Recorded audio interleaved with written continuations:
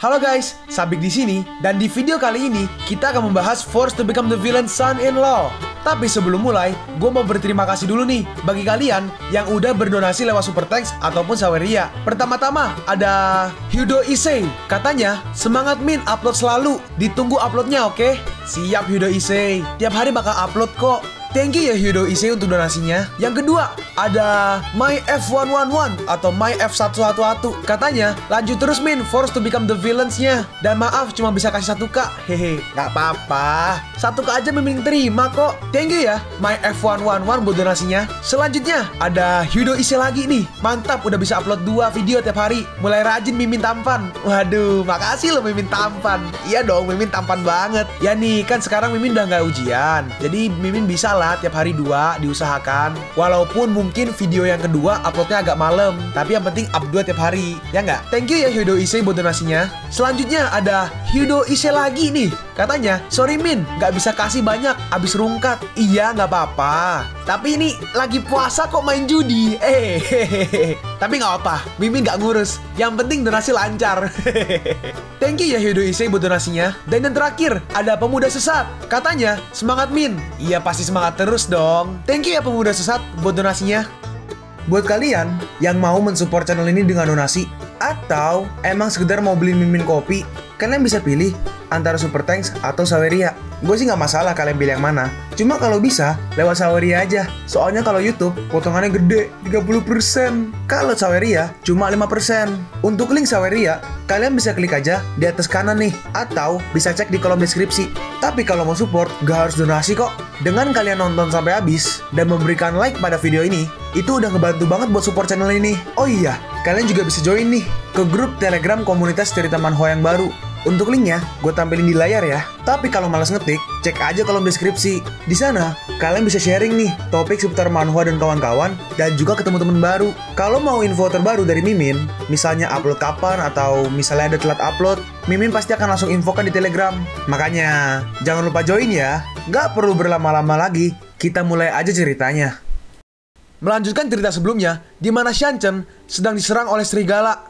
Salah satu murid berkata, "Kakak Yun, aku sangat takut." Xianchen membalas, "Jangan takut, aku akan memancing serigala bertaring itu, dan kau kaburlah selagi kau bisa." "Kakak Yun, kamu, udah jangan cemaskan aku. Kembali dan temukan seseorang dari sekte untuk menyelamatkanku." Sambil menyerang, Xianchen berkata, "Udah, cepat lari sekarang." Murid yang satu menarik temannya, "Saudari Wang, ayo pergi, jangan memperlambatnya." Dalam hati Xianchen, "Ayo cepatlah, dia sedang mengejarku. Apa aku harus menggunakan gerakan itu dengan garis keturunanku yang hina ini?" Kita sedikit flashback ke masa lalu Xianchen. Satu orang berkata, "Lihat, itu putri kedua keluarga Yun, yang juga kembar dengan putri pertama, tapi bloodline-nya adalah yellow hair chicken atau ayam rambut kuning." Satu orang lagi menambahkan, bahkan gak sebagus dengan putri sulung, yang bloodline-nya adalah pure celestial white crane. Nggak heran jika keluarga Yun membuat kontrak pernikahan antara dia dan keluarga kelas bawah. Mereka pasti malu dengan garis keturunan kedua ini. Tentu saja. Astaga, nggak ada jalan lain.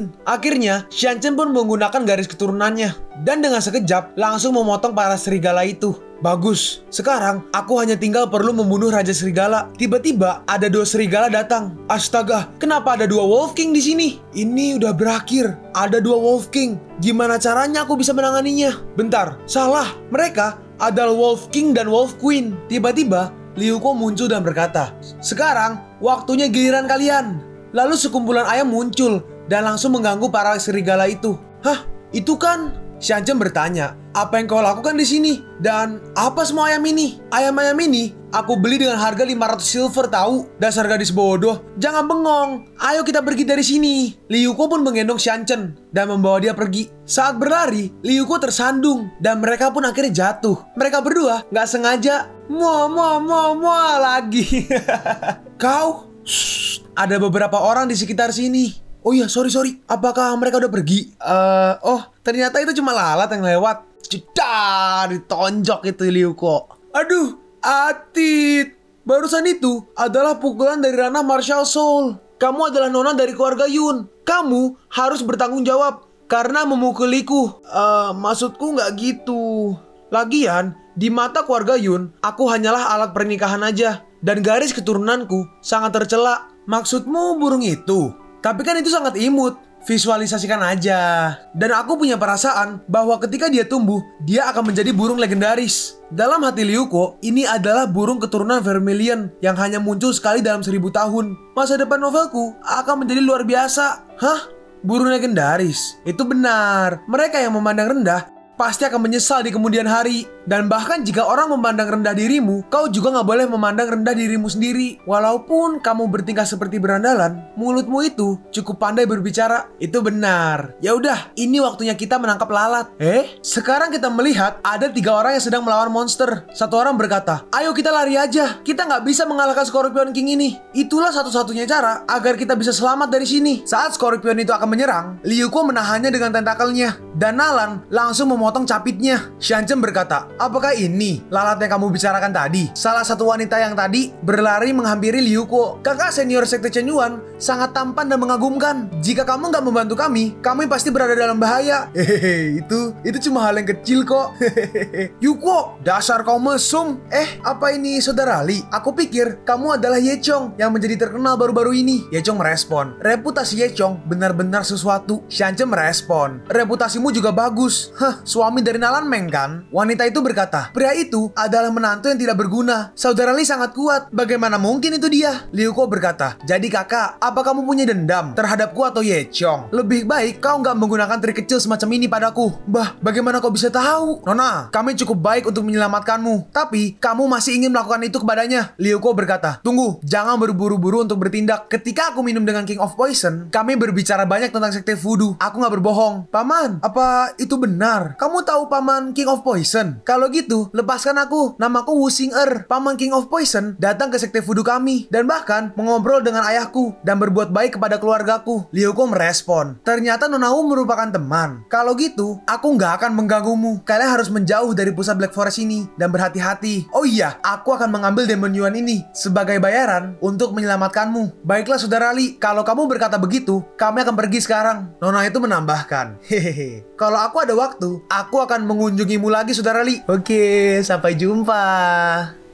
Kita berpindah ke malam hari, di mana Xianzhen dan Ryuko sedang masak. Ryuko berkata, daging rusa ini begitu empuk, siap dimakan setelah sedikit dipanggang seperti ini. Xianzhen merespon, aku nggak pernah menyangka kamu tahu tentang makanan. Aku nggak punya pilihan lain. Kalau enggak, aku akan mati kelaparan. Dalam hati Ryuko, memikirkan tentang 5 tahun yang lalu, aku habiskan untuk menulis novel dan hidup sendiri. Aku nggak tahu bagaimana aku bisa sampai di sini. Xianzhen, ambillah semua Demon Yuan ini dan serahkan ke sektemu. Xianzhen bertanya, Ryuko, tujuanmu sebenarnya bukan ujian kan? Aku hanya penasaran, saat di Gunung Lingshe, bagaimana kamu bisa kenal dengan King Dragon Turtle? Setelah sampai di Black Forest, nampaknya kamu gak tertarik dengan batu roh. Kamu bahkan memberiku semua Demon Yuanmu. Dan pada saat yang sama, kamu dengan hati-hati memilih tempat ini untuk berkemah hanya di sungai yang jauh dari pusat hutan hitam. Apa yang sebenarnya ingin kamu lakukan? Ryuko menjawab, aku emang memiliki motif tersembunyi. Tapi jangan cemas, aku sudah mengumpulkan Demon Yuan lebih dari misi untuk sekte Chen Yuan. Jadi, itu gak akan mempengaruhimu. Dalam hati Ryuko, bagaimana aku bisa lupa bahwa latar belakang Yun Xianzhen cocok untuk Ye Chong. Dia adalah wanita pintar dengan hati seperti es dan salju. Xianzhen melanjutkan, bukan karena aku gak cemas dengan misinya. Hanya saja, aku mencemaskanmu. Hei, jangan menangis. Ya udah, katakan padaku dan aku gak akan menangis. Dalam hati Ryuko, sayang sekali aku melewatkan kesempatan saat Ye Chong dan Yun Xianzhen sendirian di Black Forest. Apa aku harus memberitahunya? Dan apakah aku bisa melindungi Yun Xianzhen? Oke, aku akan memberitahumu. Ya udahlah, lupakan aja. Lagian, aku punya ahli mama yang tak terkalahkan. Tiba-tiba beberapa orang muncul dan berkata, pemandangan pasangan muda sangatlah manis dan menggoda di sini. Momen yang sangat romantis. Saat mereka berdua melihat ke sekitar, sekte Shueyi. Di situ ada Ye Chong. Ye Chong berkata, aku hanya curiga sebelumnya, tapi sekarang sepertinya kalian benar-benar bekerja sama. Ryuko, apa yang telah kau lakukan kepada senior Yun? Ini pertama kalinya aku melihatnya menangis seperti ini. Xianzhen bertanya, Junior Ye, kenapa kamu bisa bersama dengan sekte Shueyi? Ryuko menjawab, lelaki ini tampaknya telah mengkhianati sekte Chen Yuan dan berencana untuk bergabung dengan sekte Shueyi untuk mengepung kita. Suen ini memotong, diam kau Ryuko. Ryuko, kau telah membunuh saudaraku. Aku akan membuatmu membayar atas apa yang telah kau lakukan. Ryuko merespon, Nona Sue, jangan tertipu oleh Yechong. Aku dapat membuktikan bahwa aku gak bersalah. Yechong merespon, gak bersalah. Itulah yang kau katakan kepada pengkhianat ini. Untungnya, aku tahu ketika dia ingin menipu Suen ini. Oleh karena itu, dia dieksekusi di tempat. Di situ terlihat Yechong sedang memegang mayat Chiu. Kau membunuhnya? Yechong merespon, sebagai teman sekte Sueyi, wajar saja untuk membunuh seorang pengkhianat. Pasti kau kan orang yang memberikan kaleng ini. Ini adalah buktinya. Apalagi yang bisa kau katakan? Xianchen berkata, Junior, apa kau benar-benar mengkhianati sekte Chen Yuan? Sekte Chen Yuan telah memperlakukanmu dengan baik. Kenapa kamu? Omongan itu langsung dipotong oleh Yechong. Baik. Aku memang pantas mendapatkan semua itu. Lagi pula, si Menlang itu merendahkanku karena itu. Bukan hanya karena aku orang yang jenius dalam seni bela diri yang telah menjadi pusat perhatiannya. Aku juga tahu bahwa sekte Chen Yuan tidak menerimaku. Terus untuk apa aku tinggal di sana? Aku akan mengambil kembali semua yang telah hilang, selangkah demi selangkah. Dalam hati Ryuko, aku nggak menyangka Chiyu sampai dibunuh. Sekarang, aku udah nggak bisa bicara dengan sekte Sueyi. Apa benar Nona Suen ini nggak dapat dibujuk? Apakah dia telah jatuh cinta pada Yechong? Tapi tiba-tiba si Men datang. Itu benar, aku merendahkanmu. Tapi emangnya aku pernah nggak memperlakukanmu seperti saudara? Kenapa kamu nggak bertanya pada dirimu sendiri? Masalah mana yang tidak diselesaikan olehku dan saudari Yun? Dan kau bahkan tahu bahwa aku jatuh cinta dengan Nona Suen ini. Apa kau masih bermesraan dengannya di hutan ini? Beraninya kau. Si Men langsung menyerang Yechong. Yechong merespon, apa salahnya bermesraan? Kau itu nggak layak dengan Suen ini. Aku akan mengakhiri mimpimu dengan teknik rahasia terbesar dari Sueyi. Yechong menggunakan The Blood Demon Outer Technique. Dalam hati si Men, itu Blood Demon Outer Technique. Si Men pun terpental sampai jauh. Kasimen, aduh, kenapa aku nggak bisa merasakan vitalitasku? Kasimen, bagaimana keadaanmu? Yuko melihat tangannya dan berkata, sial, Kasimen, kau telah diracuni oleh bubuk Yuanchi dari sekte Sueyi. Yechong menjawab, itu benar. Itu akan menghilangkan vitalitasmu jika kau terus memaksa vitalitas Chi. Kalau dilanjutkan, kau akan mati di tempat. Kasimen, gimana rasanya diracuni oleh adikmu sendiri? Dalam hati Ryuko, sial, bala bantuan yang datang ke sini kalah. Dan ini, Yechong telah mempelajari teknik rahasia dari sekte Sueyi. Aku mengerti kenapa dunia ini berantakan. Itu bukan karena aku ingin novelku berakhir dengan buruk, tetapi karena karakter Yechong lebih jahat daripada disebut pahlawan. Sekarang hanya bisa secara tiba-tiba Yunfang menyerang Yechong, tapi Yechong bisa menahannya. Benar saja, finger twisting teknik tidak bisa menandingi Blood Demon Outer Technique. Yunfang berkata, saudaraku, kenapa kamu selalu diincar oleh bajingan ini? Yechong berkata, Yunfang, sebagai salah satu dari 10 Emperor, ternyata kau tertipu oleh bajingan hina dan licik ini. Dan sekarang kau masih memanggilnya kakakmu. Apa kau buta? Yunfang membalas, kau yang buta. Aku bisa melihat lebih jelas dari siapapun bahwa kaulah yang selalu mengganggu kakakku. Ryuko menahan Yunfang. Yunfang, jangan buang waktumu. Iya kakak, aku tahu. Kakak mencoba untuk mengatakan serang aja kan? Aku siap untuk menyerangnya. Sabar, tunggu dulu.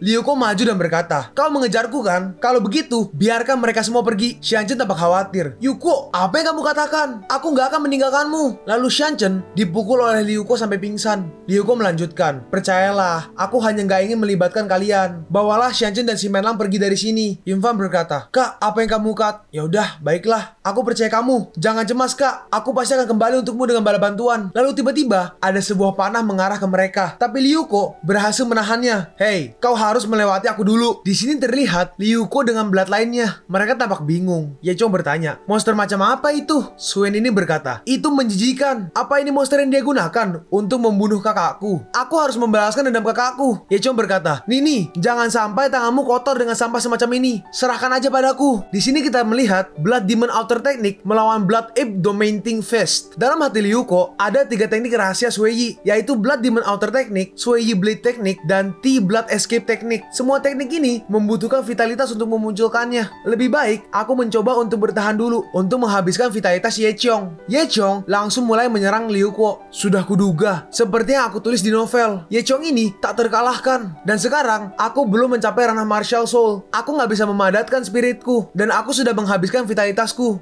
hanya dengan membiarkan bloodline-ku menghindari serangannya. Yechong berkata, bajingan, kamu benar-benar hanya bisa menghindar ya? Sekarang, aku akan kerahkan semua kekuatanku. Kau gak akan bisa menghindari seranganku. Hah, kenapa? Takut ya? Gimana bisa? Orang seperti kau ingin mengalahkan jenius bela diri sepertiku. Dalam hati Ryuko, pukulannya sangat cepat. Aku gak menyangka Yechong tumbuh begitu cepat. Dasar sampah, pergilah kau ke neraka. Hah, dasar sampah, gak bisa menerima pukulanku. Tapi, kau gak bisa memukulku di mukaku. Yechong pergi dan berkata, Nona Sue, sampah itu udah nggak bisa bergerak lagi. Sekarang dia milikmu. Swain ini berkata, baiklah teman-teman, ayo pergi. Sekarang saya akan memberi penjahat ini rasa dari Thousand Arrows yang menembus jantungnya. Lalu Ryuko memunculkan bloodline-nya. Astaga, bloodline apa itu? Lalu Ryuko memakan pil yang bisa mengisi vitalitas. Ryuko berkata, hey, kalian akan membayar harga karena kalian meremehkan musuhmu. Lalu Ryuko dengan bloodline-nya mulai membunuh satu persatu. Kaki Yechong pun terikat dan satu tentakel menuju ke arah Yechong. Lalu Swain ini dengan cepat mendorong salah satu penjaga ke arah tentakel itu. Penjaga itu pun tertusuk dan mati. Dan mereka berdua berhasil melarikan diri. Ini adalah kesempatan. Ayo lari. Hei kalian, jangan lari. Dalam hati Ryuko, sial. Pil untuk mengisi vitalitas sudah habis. Aku nggak bisa membunuh Yechong. Bahkan ketika darahku tersedot ke dalam vitalitasku. Sepertinya aku telah kalah taruhan. Aku nggak tahu apakah aku bisa memohon kepada Raja Yama untuk memberikanku kesempatan lagi. Berpindah ke depan Arai, Master Shimen berkata, kali ini Sekte Chen Yuan kami mengirimkan 3 murid yang paling menjanjikan. Dan yang pertama keluar pasti milik kami. Lalu Yechong dan Swain ini keluar dari portal. Tolong kami. Kedua master sekte itu kaget. Hah? Yechong, putriku, apa yang terjadi padamu? Swain ini berkata, ayah, Ryuko adalah monster. Dia membunuh semua penjaga Shueyi dan mencoba menganiayaku. Jika bukan karena Kak Ye muncul tepat waktu, aku mungkin akan... Master Shueyi mengamuk. Ryuko, aku akan membunuhmu karena sudah berani menganiaya putriku. Murid-murid dari sekte Chen Yuan berkata, dulu orang yang menganiaya Swain ini dibantai. Menurutku, kota Nalan akan dihancurkan. Ryuko benar-benar gila. Master Shimen menghampiri Yechong. Master Shimen bertanya, Yechong, di mana Lang Er dan yang lainnya? Yechong menjawab, Kak Shimen dan yang lainnya, mereka semua dibunuh serigala yang sengaja ditarik oleh Yuko. Hah? Apa? Master Shimen sampai memuntahkan darah. Para murid menghampirinya. Kepala sekolah, tenanglah kepala sekolah. Master Shimen berkata, Ryuko, aku akan membuatmu membayar dengan hidupmu. Swain ini bertanya, Kak Ye, aku udah melakukan semua yang kamu katakan. Tapi gimana jika Shimen Lang kembali? Yechong menjawab, itu nggak mungkin. Shimen Lang telah terkena racun. Dia akan mati dalam 2 hari. Walaupun dia bertahan dan pergi untuk bertemu dengan Ryuko, dia akan mati oleh serigala yang aku pancing saat keluar. Berpindah ke Ryuko, Yunfang dan Xianzhen mencoba membangunkan Ryuko. Kak, bangun! Ryuko, bangunlah! Dalam hati Ryuko, kenapa ada orang yang membangunkanku? Kalian memiliki pelayanan yang buruk di neraka. Aku akan mengajukan keluhan. Ryuko, syukurlah kau belum mati. Dalam hati Ryuko, sabar. Aku nggak percaya aku nggak mati. Bukankah aku udah kehabisan Yuanchi? Yunfang berkata, udah aku bilang, kakakku ini sangatlah kuat. Nggak mungkin kakakku bisa mati semudah ini. Oh iya itu benar. Ini karena blood escape teknik yang dapat menyerap Yuanchi milik orang lain. Sepertinya teknik rahasia yang aku curi dari sekte Shueyi dapat menyelamatkan hidupku. Xianzhen menyubit Ryuko dan berkata, Ryuko, beraninya kau memukulku. Itu keterlaluan tahu. Aku hanya tidak ingin menyakitimu karena aku masih belum bisa mengendalikan bloodline-ku. Siapa juga yang memintamu untuk melindungiku? Ryuko berkata kepada Shimen. Oh ya BTW, Kak Shimen, cepat makan pil detoksifikasi ini. Pil ini bisa meringankan Yuanchi-mu. Shimen menerima dan berkata, terima kasih saudara Yuko. Dari mana kamu mendapatkan pil ini? Yuko menjawab, hehe, ini semua diberikan oleh Poison King padaku. Jadi aku memberikanmu ini. Adikku, aku berhutang budi lagi padamu. Ryuko menambahkan. Sekarang, Yechong telah melarikan diri dengan Swain ini. Sepertinya, hari yang tenang di utara kerajaan akan berakhir. Shimen merespon. Jangan cemas. Selama aku Shimen Lang masih hidup, aku nggak akan pernah memaafkannya. Xianzhen menambahkan. Sebaiknya, kita kembali dulu dan melapor kepada kepala sekolah. Aku mencemaskan sekte Shueyi yang membuat Yuko sebagai pembunuh. Dan itu digunakan sebagai alasan untuk melancarkan serangan ke kota Nalan. Sekte Shueyi telah berkembang pesat dan kekuatannya bahkan melampaui sekte Chen Yuan yang menjadi sekte nomor 1 di bagian utara kerajaan. Sumber daya kota Shuecheng yang didukung oleh sekte Shueyi baru-baru ini telah habis. Jadi mereka pasti akan mencari lebih banyak sumber daya ke kota lain. Dilihat dari operasinya, target yang mereka pilih tidak lain adalah kota Nalan. Astaga, itu buruk. Kita harus segera kembali. Tiba-tiba muncul sekelompok serigala. Astaga, kita telah dikepung. Ryuko berkata, sekelompok serigala, serahkan aja padaku. Yuko pun membuka sistem. Dalam hatinya, ayo gunakan petasan kali ini untuk menyelesaikannya. Lumayan, aku sendiri bahkan gak percaya aku memiliki ide jenius seperti ini. Saat Yuko mencoba membeli petasan, tiba-tiba sistem memberi peringatan. Peringatan, kami telah mendeteksi host terlalu lemah. Dengan kekuatan yang cukup dan Yuanchi, belanja telah dihentikan. Hah? Kok bisa? Ini udah berakhir. Ini semua terserah padamu sekarang. Apa-apaan? Ternyata ada pembatasan. Dewa Yama, kau menipuku. Dua murid itu tampak panik. Kakak Yun, apa kita akan mati? Si Men merespon, "Woi bajingan, jangan bicara omong kosong. Kita pasti akan keluar dari sini." Dan menunjukkan sifat asli Ye Chong. Satu orang mulai terpojok dengan serigala. "Kakak, tolong aku."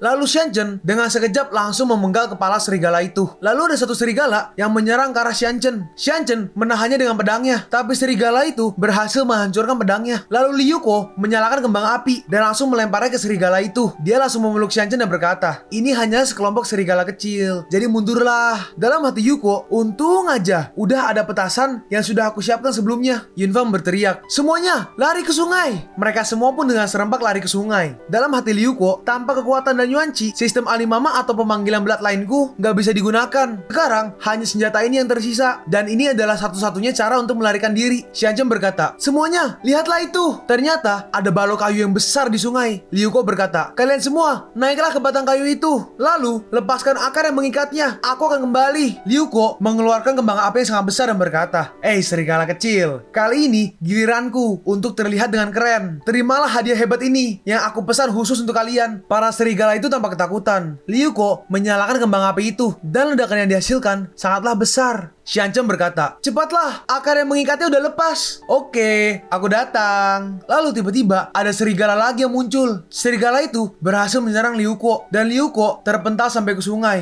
Xianzhen berkata, "Kalian duluan aja, aku akan menyelamatkannya." Xianzhen langsung lompat ke dalam sungai. "Liu Ko, aku melarangmu untuk mati." Lalu tiba-tiba Liu Ko terbangun dan dia sudah berada di daratan. Kenapa dadaku terasa begitu berat? Ternyata Xianzhen tidur di badannya Liu Ko. Kalian pun sampai di penghujung video ini. Kalian mau tahu lanjutan chapter ini? Atau manhwa menarik lainnya? Makanya, jangan lupa subscribe biar kalian gak ketinggalan kalau gue upload video baru. Jangan lupa like, komen, dan share ke teman-teman kalian supaya channel ini bisa lebih berkembang ke depannya. Segitu dulu dari video cerita manhwa. Gua Sabik undur diri. See you on the next video. Zaijian!